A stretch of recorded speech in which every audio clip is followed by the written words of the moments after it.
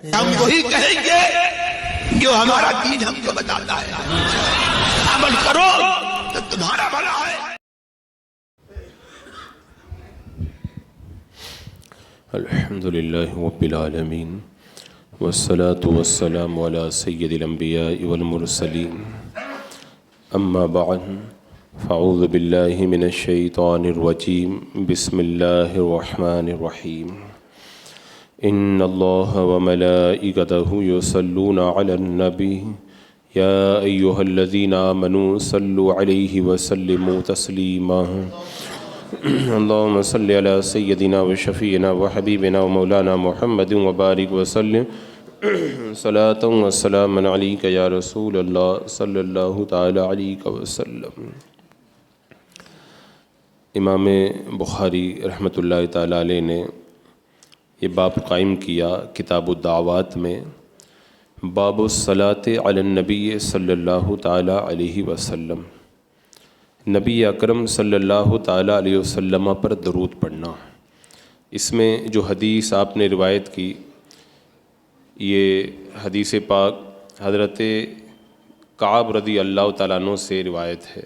حضرت کعب بن عجرہ کہتے ہیں کہ حضرت کعب بن عجرہ نے جو ہے ان سے عبد الرحمن بن ابی لیلہ سے ملاقات کی۔ انہوں نے کہا کہ میں آپ کو ایک ہدیہ نہ دے دوں؟ اب وہ ہدیہ کیا ہے؟ کہ ان النبی صلی اللہ تعالی علیہ وسلم خرج علینا، بے شک نبی اکرم صلی اللہ تعالی علیہ وسلم ہمارے پاس تشریف لائے۔ فقلنا یا رسول اللہ قد علمنا کیف نسلم علیک فکیف نصلی علیک، ہم نے کہا یا رسول اللہ صلی اللہ تعالی علیہ وسلم ہم کو معلوم ہے کہ ہم آپ پر کس طرح سلام پڑھتے ہیں، تو ہم آپ پر درود کیسے پڑھیں؟ یعنی سلام پڑھنے کا طریقہ تو معلوم ہے، درود ہم آپ پر کیسے پڑھیں؟ کیونکہ اللہ تبارک و تعالیٰ نے درود و سلام دونوں پڑھنے کا حکم دیا۔ تو اللہ کے رسول صلی اللہ تعالیٰ علیہ وسلم نے ارشاد فرمایا فقولو، ایسے پڑھو، اللہم صلی علی محمد وعلی آل محمد کما صلیت علی آل ابراہیم انک حمید مجید، اللہم بارک علی محمد وعلی آل محمد کما بارکت علی آل ابراہیم انک حمید مجید، کہ یہ مجھ پر درود پڑھنے کا طریقہ ہے۔ حضرات مکرم، یہ تو پتہ ہے کہ دل کا جو زنگ ہے وہ ذکر الہی سے دور ہوتا ہے، اور درود پاک یہ اللہ کے ذکر کا ایک بہت بڑا طریقہ ہے، کیونکہ اللہ تعالیٰ نے خود قرآن مقدس کے اندر ارشاد فرمایا کہ محبوب پر درود و سلام پڑھو۔ خاص طور سے ابھی جیسے حالات چل رہے ہیں، پوری دنیا کا کفر مسلمانوں کے خلاف مجتمع ہے، اور خاص طور سے ہندوستان کے اندر کفار و مشرکین جس طرح مسلمانوں کو مٹانے کے لیے پر تول رہے ہیں، ایسے مشکل حالات میں نمازوں کی پابندی، حقوق کی ادائیگی اور اپنی اور دیگر ضروریات کی ادائیگی کے ساتھ میں یہاں کے مسلمانوں کو اپنے دن اور رات کے معمولات کے اندر کچھ وظائف ضرور رکھنا چاہیے، کیونکہ ان وظائف کے اندر بڑی طاقت ہے اور بڑی قوت ہے، اور بڑی سے بڑی مشکل سے نجات دلانا ان وظائف کے اثرات میں سے ہے۔ خاص طور سے جو اس حدیث پاک میں درود پاک کا ذکر کیا گیا، جو بندہ درود پاک پڑھنے کا عادی ہوگا اللہ تعالیٰ اس کو پریشانیوں سے بچائے گا، رزق کے اندر وسعت عطا فرمائے گا، اللہ تعالیٰ اس کو عزت عطا فرمائے گا، اللہ تبارک و تعالیٰ اس سے بلاؤں آفتوں کو دور فرمائے گا۔ اس کی جو خوبیاں ہوں، جو اس کے اندر اللہ تعالیٰ نے کمالات رکھے ہوں، بے شمار ہیں۔ خاص طور سے اگر وقت ملے اور آدمی چاہے کہ میں کچھ وظائف کو اپنے معمولات میں داخل کروں، خاص طور سے درود پاک کے حوالے سے، تو میں یہ سمجھتا ہوں کہ اس زمانے میں دلائل الخیرات شریف ایک درود پاک کا ایسا عظیم وظیفہ ہے کہ ہر ایک کو اس کو اپنے وظیفے کے اندر شامل کرنا چاہیے۔ دلائل الخیرات وہ عظیم کتاب ہے جس کے اندر حدیثوں کے اندر الگ الگ سندوں سے جو درود پاک روایت کیے گئے ہیں، ان تقریباً سارے درودوں کو دلائل الخیرات میں جمع کر دیا گیا۔ یہ سینکڑوں درودوں کا خزانہ ہے دلائل الخیرات شریف، اور اس کی برکتیں بے شمار ہیں۔ حضرت سید محمد بن عبد الرحمن بن ابو بکر بن سلیمان جزولی رحمۃ اللہ تعالیٰ علیہ نے اس دلائل الخیرات شریف کو آپ نے لکھا ہے، جمع فرمایا ہے، اور علمی دنیا کے اندر امام جزولی رحمۃ اللہ تعالیٰ علیہ کا بڑا نام ہے۔ آپ اپنے وقت کے بہت بڑے عارف باللہ، شیخ کامل، قطب زماں اور یگانہ روزگار تھے اپنے زمانے کے۔ آپ کے جو آبا و اجداد ہیں یہ شہر فاس سے ہجرت کر کے ایک بستی ہے جزولہ، اسی بستی کے اندر آ کر کے رہنے لگے تھے۔ اسی مناسبت سے آپ کو امام جزولی کے نام سے یاد کیا جاتا ہے۔ آپ حضرت سیدنا امام حسن مجتبیٰ رضی اللہ تعالیٰ عنہ کی اولاد میں سے ہیں۔ ہزار لوگوں نے آپ کے ہاتھوں پر بیعت کی۔ حضرت امام جزولی علیہ رحمہ کا سینہ محبت رسول کا مدینہ تھا۔ آپ ہر وقت تلاوت قرآن میں مگن رہتے، اور درود پاک تو ایسا لگتا تھا جیسی آپ کی زبان سے کبھی جدا ہوتا ہی نہیں ہے۔ ہر وقت آپ کی زبان درود و سلام سے تر رہا کرتی تھی۔ 3 سال تک آپ مسجد نبوی شریف کے اندر اعتکاف کے اندر رہے، اور اس دوران دلائل الخیرات کا آپ نے جو ہے وہ ورد اپنے اوپر لازم کر لیا۔ اور امام جزولی رحمۃ اللہ تعالیٰ علیہ نے یہ دلائل الخیرات کیوں لکھی، اس کی وجہ بھی بڑی عجیب و غریب ہے۔ جیسا کہ شارحین نے لکھا ہے کہ امام جزولی رحمۃ اللہ تعالیٰ علیہ ایک مرتبہ سفر میں تھے۔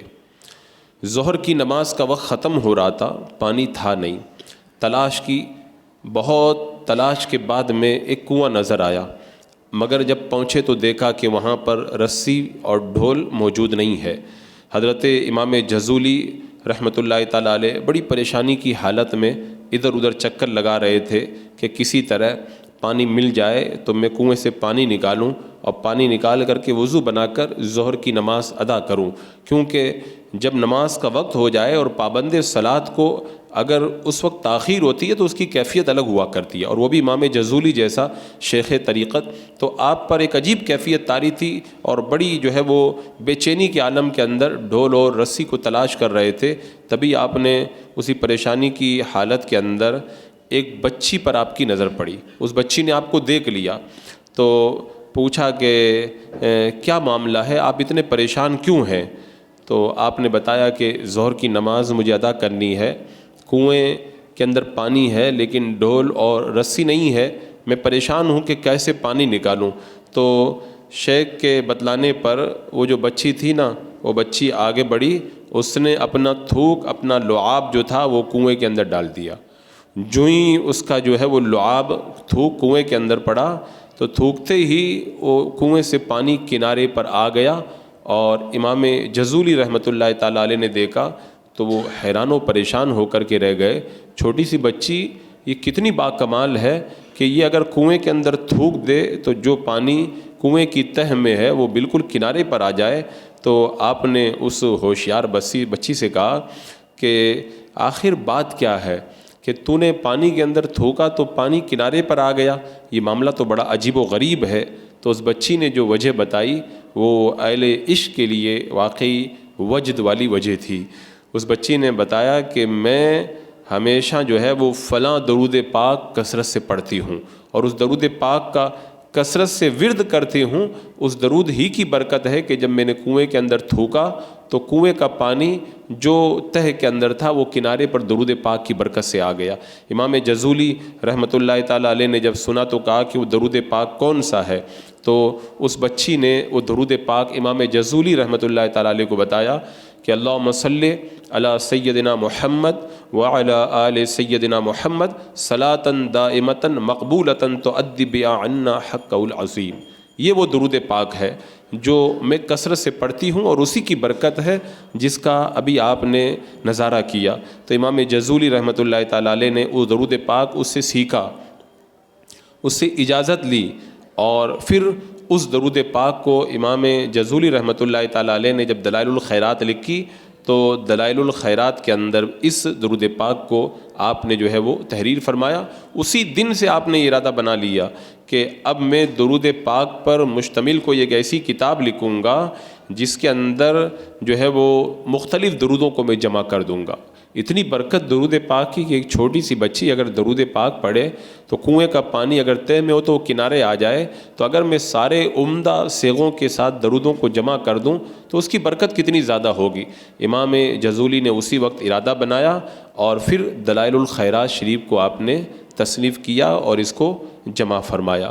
تو یہ دلائل الخیرات ایک ایسا وظیفہ ہے جو سلسلہ قادریہ، چشتیہ، نقشبندیہ، سہروردیہ اور عرب کے جو دیگر سلاسل ہیں، تمام سلاسل کے بزرگ ہمیشہ پڑھتے رہے، اس کی برکتوں سے مالا مال ہوتے رہے. اور بتایا گیا کہ جو بندہ اس کا عامل ہوگا اللہ تبارک و تعالیٰ اسے اپنا ولی بنا لے گا. اور جو اس کو پابندی سے جو اس درود پاک کو دلائل الخیرات شریف کا جو بندہ ورد کرے گا تو پریشانیوں سے بچا رہے گا. کتنے بھی مشکل حالات ہوں گے اللہ تعالیٰ اس کے لیے نجات کی راہ پیدا فرمائے گا. کبھی رزق کے معاملے میں پریشان نہیں ہوگا. ساری دنیا مل کے بھی اس کو ذلیل کرنا چاہے گی تو اللہ تبارک و تعالیٰ اسے عزتوں سے مالا مال فرمائے گا اور اس کے گھر بار اور اس کے اہل و عیال سب کے اندر اس درود پاک کی برکتوں کا جو ہے وہ نظارہ ہوگا. خود امام جزولی رحمۃ اللہ تعالیٰ علیہ نے اس دلائل الخیرات کو جب جمع کیا تو اس کی برکتیں یہ ہوئی کہ جب 870 ہجری میں امام جزولی کا انتقال ہوا اور آپ جو ہے وہ افغال میں 7 سال تک قیام کے بعد زہر کے اثر سے فجر کی نماز میں سجدے کی حالت کے اندر انتقال کر گئے. تو اپنی جو قائم کی ہوئی مسجد تھی اسی کے صحن میں امام جزولی علیہ رحمہ کو جب دفن کیا گیا اور روزانہ اس مزار سے خوشبو کی لپٹیں آیا کرتی تھی. پھر 77 سال کے بعد مراکش کے بادشاہ ابو العباس احمد بن محمد عارج سعدی نے یہ تمنا کی کہ آپ کی لاش کو نکال کر کے مراکش کے اندر لے جایا جائے.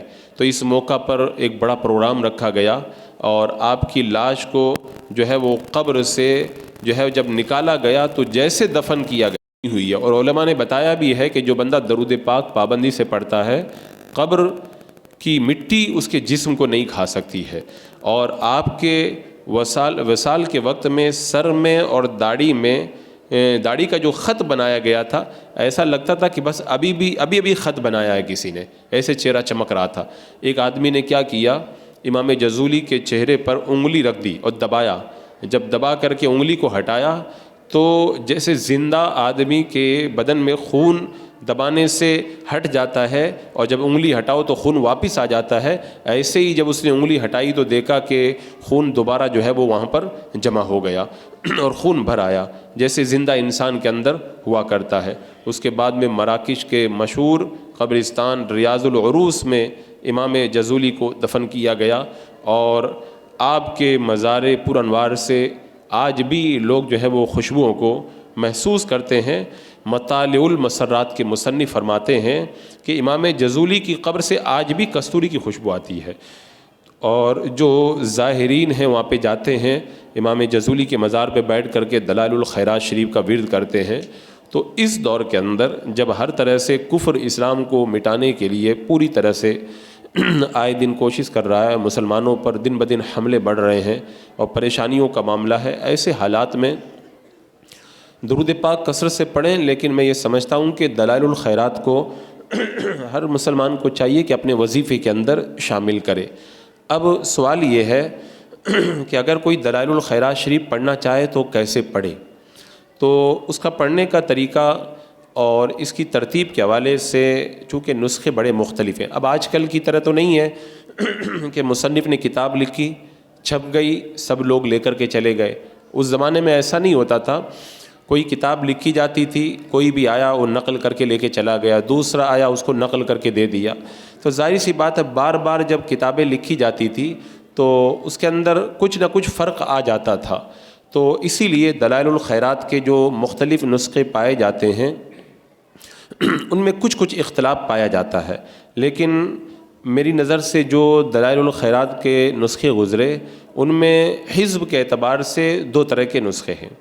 کچھ وہ نسخے ہیں جن میں 8 حزب دیے ہوئے ہیں اور کچھ وہ نسخے ہیں جن میں 7 حزب دیے ہوئے ہیں. تو جس میں 7 حزب ہیں اس کے اندر تو پڑھنے کا طریقہ یہی ہے کہ پیر سے شروع کیا جائے اور اتوار کو ختم کر دیا جائے. 7 ہیں، 7 دن میں ختم ہو جائیں گے. اور جس میں 8 حزب دیے ہوئے ہیں اس کو پڑھنے کا طریقہ یہ ہے، پیر کے دن سے شروع کیا جائے اور روزانہ ایک ایک حزب پڑھا جائے، اور پھر جب دوبارہ پیر آئے تو 8واں بھی پڑھا جائے اسی دن، اور پہلا پھر اسی دن شروع کر دیا جائے. یعنی پیر کے دن 2 حزب پڑھے جائیں گے. اب اس کو پڑھنے کا طریقہ کیا ہے؟ تو پڑھنے کا طریقہ یہ ہے کہ باوضو ہو، بدن پہ خوشبو، کپڑوں پہ خوشبو لگائے، قبلہ کی طرف رخ کرے اور ذہن کو حاضر کر کے بیٹھے، اور اس کے بعد میں 3 مرتبہ استغفر اللہ العظیم پڑھے، پھر 3 بار سبحان اللہ والحمد للہ پڑھے، پھر اس کے بعد 3 بار حسبی اللہ ونعم الوکیل پڑھے. اس کے بعد میں اعوذ باللہ من الشیطان الرجیم بسم اللہ الرحمن الرحیم پڑھ کے 3 بار قل هو اللہ شریف پڑھے، اور ہو سکے تو قل اعوذ برب الفلق، قل اعوذ برب الناس اور سورہ فاتحہ بھی ایک بار پڑھ لے. اس کے بعد میں اسماء حسنہ کا ورد کرے، یعنی اللہ تبارک و تعالیٰ کے جو 99 نام ہیں ان ناموں کو پڑھے. اس کے بعد میں دلائل الخیرات شروع کرنے سے پہلے جو دعا لکھی جاتی ہے، دعائے آغاز دلائل الخیرات، اس دعا کو پڑھے. اور پھر اس کے بعد میں پیر کا دن ہے تو پیر والا حزب پڑھے، منگل کے دن سب اس میں لکھا رہتا منگل والا حزب پڑھے. ایسی ہی ترتیب سے پڑھتا رہے.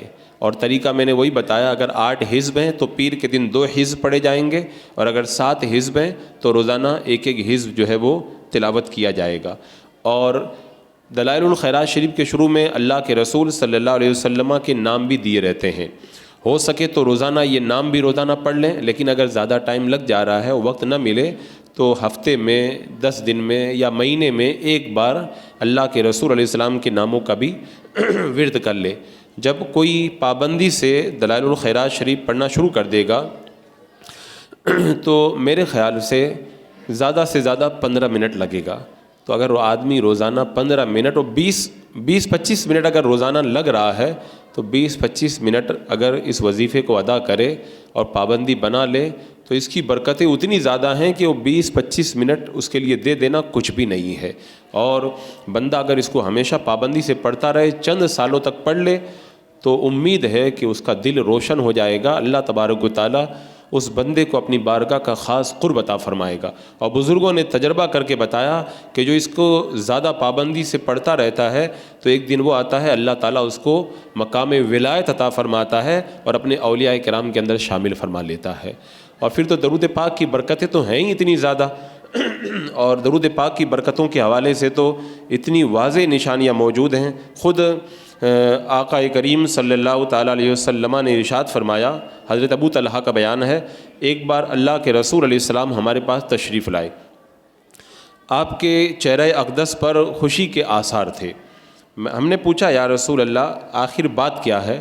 تو اللہ کے رسول علیہ السلام نے فرمایا انہو جاءنی جبریل، ابھی جبریل امین میرے پاس آئے، 10 رحمتیں نازل کرتا ہے، اور جو مجھ پر 10 درود پڑھے اللہ تعالیٰ اس پر 100 رحمتیں نازل کرتا ہے، اور جو مجھ پر 100 مرتبہ درود پاک پڑھے اللہ تعالیٰ اس کی دونوں آنکھوں کے درمیان نفاق اور آگ سے ہمیشہ کے لیے آزادی کو لکھ دیتا ہے. 100 بار درود پاک پڑھے. اور دلائل الخیرات میں تو 100 سے زیادہ کئی 100 درود پاک ہیں. تو بندہ اگر اس کو ہر ہفتے پڑھے اللہ تعالیٰ اس کو جہنم سے نجات کا پروانہ عطا فرما دیتا ہے اور نفاق سے اسے بچا لیتا ہے. اور فرمایا قیامت کے دن اللہ تعالیٰ اس کو شہیدوں کے ساتھ میں حشر فرمائے گا. تو یہ ایک دلائل الخیرات کا عظیم وظیفہ. اور خود آقا کریم علیہ السلام نے ارشاد فرمایا کہ اول الناس بی یوم القیامہ اکثرہم علیہ صلاۃً، فرمایا قیامت کے دن لوگوں میں مجھ سے سب سے زیادہ قریب وہ بندہ ہوگا جو سب سے زیادہ مجھ پر درود و سلام پڑھا کرتا ہے. اب یہاں پر ایک بات اور یاد رکھی جائے، دلائل الخیرات اگر کوئی پڑھنا چاہے تو بغیر اجازت بھی پڑھ سکتا ہے، اس کا بھی بڑا فائدہ ہے، ثواب ملے گا، مقصود انشاءاللہ حاصل ہوگا. لیکن اگر کسی کامل سے اجازت لے کر کے اگر پڑھا جائے تو پھر اس کا اثر باطنی زیادہ ہوا کرتا ہے، اور اس سے جو ہے وہ روحانیت کے اندر اضافہ ہوتا ہے. اگرچہ اجازت لینا ضروری نہیں، لیکن لینے سے جو برکتیں ظاہر ہوں گی اس کا فائدہ یہ ہوگا کہ جو شیخ آپ کو اجازت دے گا اس نے اپنے شیخ سے اجازت پائی، اس نے اپنے شیخ سے، تو یہ نورانی سلسلہ بزرگوں سے جا کر کے ملے گا. تو بزرگوں کا فیضان جو ہے وہ جب بندہ پڑھے گا تو اس کے دل کے اندر اترتا ہوا نظر آئے گا. تو بہتر یہ ہے کہ کسی کامل سے اجازت لے کر کے اس کو پڑھا جائے تو انشاءاللہ اس کے فائدے زیادہ نظر آئیں گے.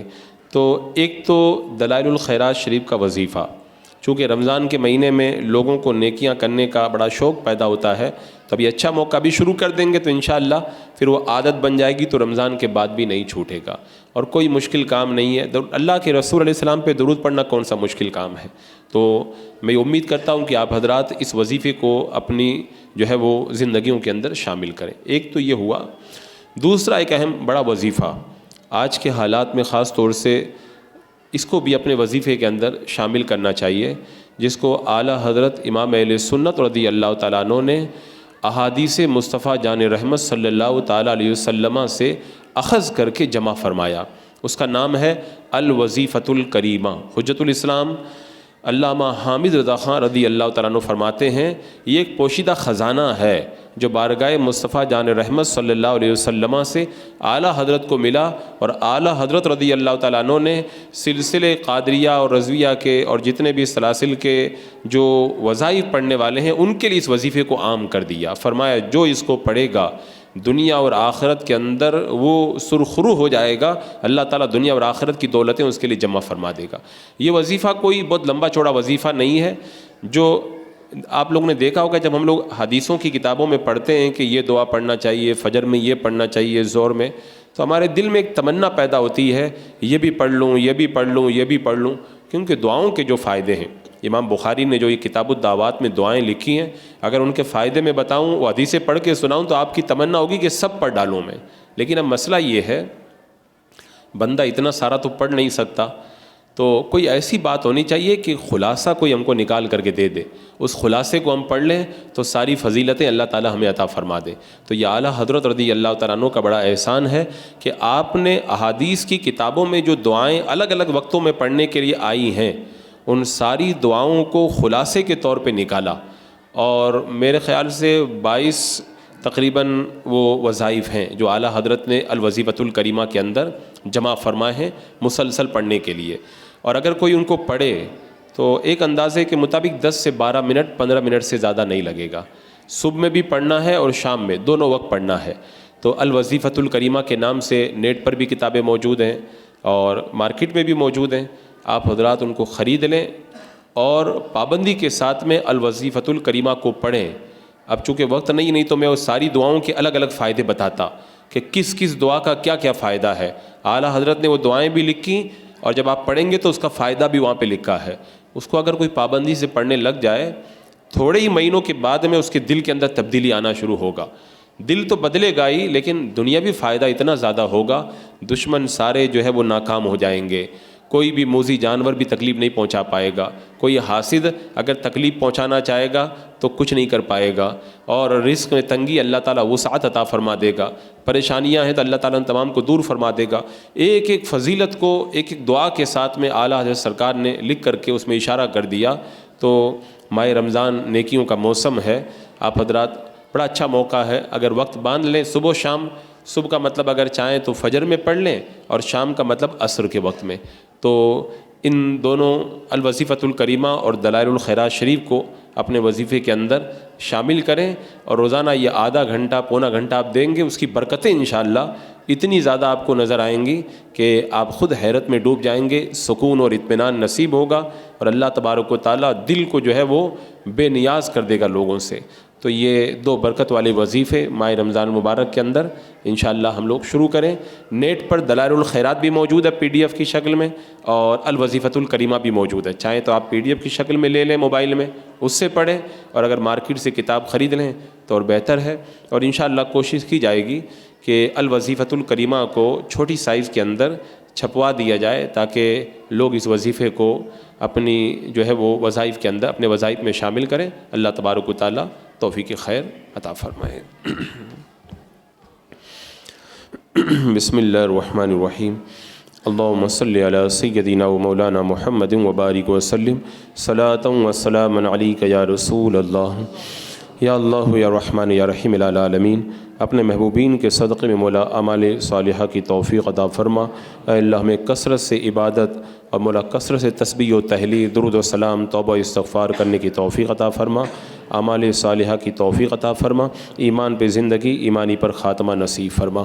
ربنا تقبل منا انک انت السمیع العلیم وتب علینا انک انت التواب الرحیم۔ ان اللہ وملائکتہ یصلون علی النبی یا ایہا الذین آمنوا صلوا علیہ وسلموا تسلیما۔ اللہم صلی علی سیدنا و شفیعنا و حبیبنا و مولانا محمد وبارک وسلم صلاۃ و سلام علیک یا رسول اللہ۔ سبحان ربک رب العزة عما یصفون وسلام علی المرسلین والحمد للہ رب العالمین۔